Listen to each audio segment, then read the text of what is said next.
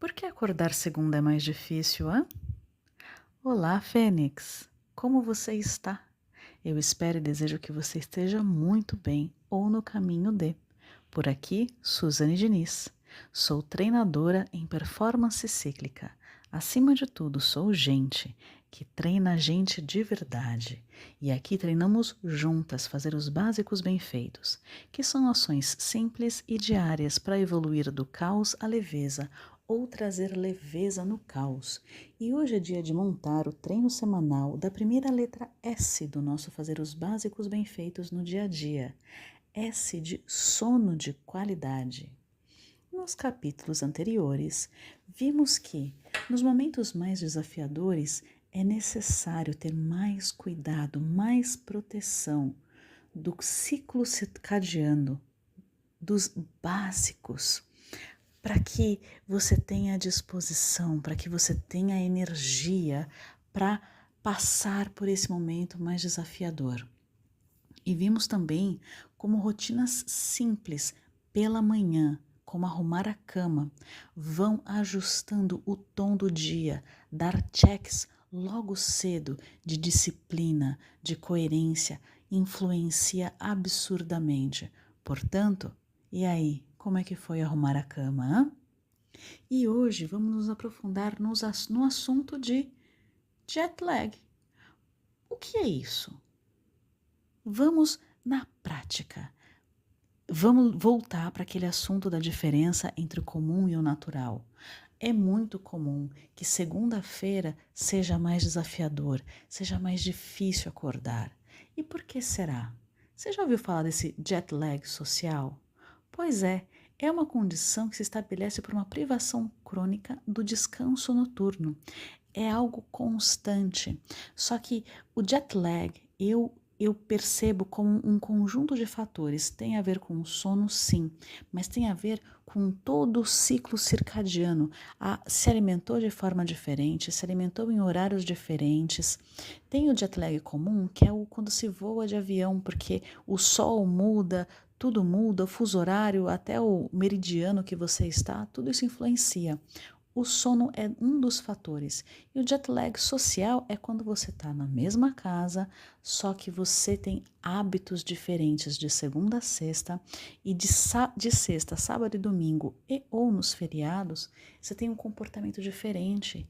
Isso bagunça e muito o seu relógio biológico, o seu ciclo circadiano. E fazendo isso de forma crônica tem grandes consequências. Quando todos os finais de semana e todos os feriados você faz isso, há uma diferença considerável na sua saúde. Acostumar-se ao novo horário na segunda-feira leva tempo.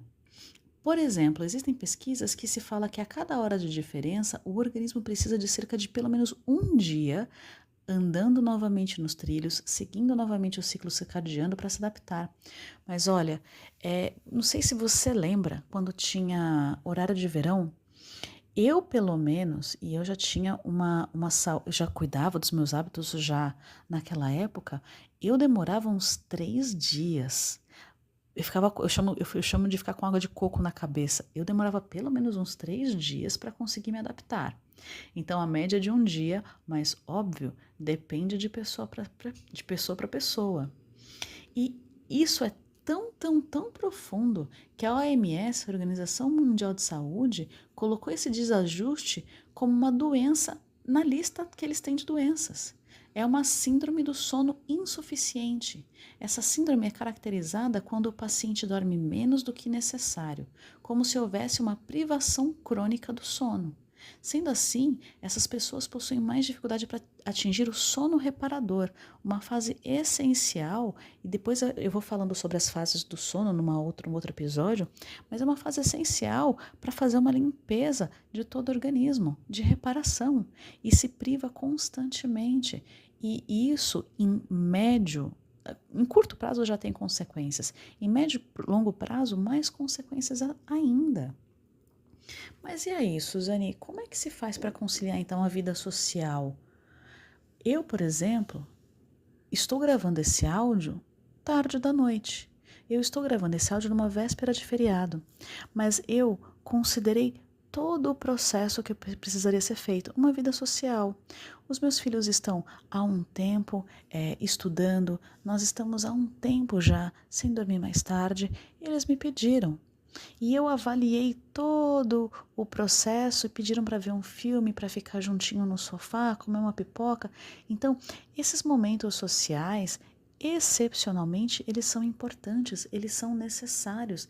Então, como que se faz? Com autorresponsabilidade, com consciência e ponderando as consequências e como que você vai fazendo os ajustes. E aí, qual que é o treino então, a prática para ajustar ou azeitar as engrenagens da vida leve, da vida real para fazer nessa semana? Observe se há diferença dos seus horários comuns de dormir durante a semana e durante o final de semana. E aí eu te pergunto, o que você pode ir fazendo para ir melhorando no gerúndio mesmo, se tiver diferença? Observe o que dá para ir fazendo. Se você mora com família, você tem que considerar o todo da casa, como que você pode ir fazendo. E considere que os crimes noturnos precisam realmente valer a pena. Se você realmente tiver uma festa, tiver um evento, ou for assistir filme com a família, que isso realmente valha a pena, que você faça valer a pena e considere as consequências, como você pode ir ajustando e tomando o cuidado para que isso não se torne crônico, para que seja exceção e não a regra, para que seja o extraordinário e não o ordinário. Vá ajustando, vá pensando. Sabe por quê?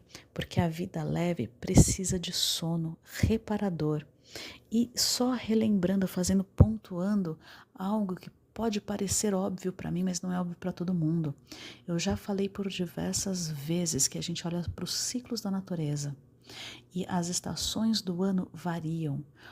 Portanto, a quantidade de sono do inverno é diferente da quantidade de sono do verão, e assim também na primavera e no outono.